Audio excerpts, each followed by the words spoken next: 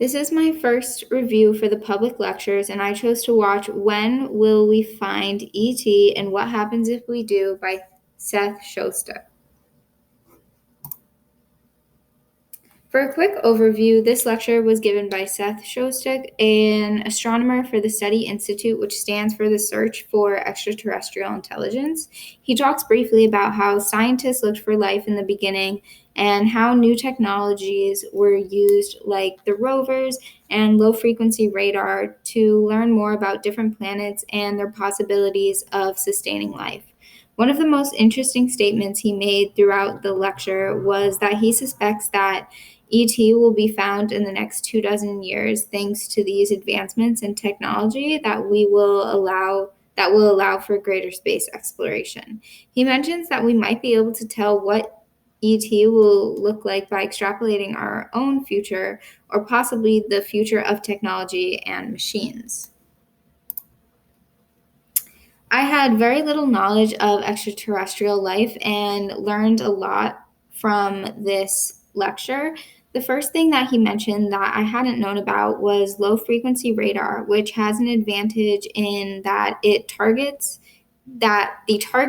display a much higher radar cross section, and this technology was used to discover a subsurface lake on Mars. Another thing that I learned about was that Saturn's moon, Enceladus, has a global ocean between its rocky core and its ice crust, and that can be seen in the bottom right picture. And I had no idea that this kind of configuration could occur. And the most interesting thing about this was that the cracks in the crust allow water to burst through, and this water could provide us with information on the possibility of life on that planet if we were to analyze it.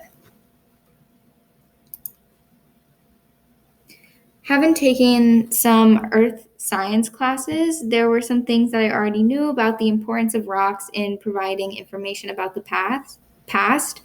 And Dr. Shostak particularly brings up sedimentary rock found on Mars and how these rocks can reveal information about what happened billions of years ago.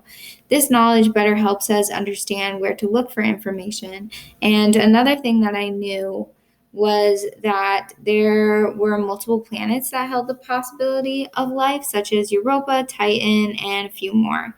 He also mentioned that we are looking for life more advanced than us, which is something that I had always heard. And lastly, I knew about the importance and the power of AI and how it will play a huge role in finding ET or even being the machine itself that is the ET. Something that I was really curious about was the possibility that aliens will be some form of machine or AI. I found this really interesting article called Why Alien Life Will Be Robotic. And something that I found super interesting was it talks about how scientists discovered some distant flickering lights, and how there may be a possibility that this wasn't related to stars or other planetary matter, but rather technology from an advanced civilization of aliens. As an environmental engineering major, we often study different chemical compounds and how these can help or harm humans.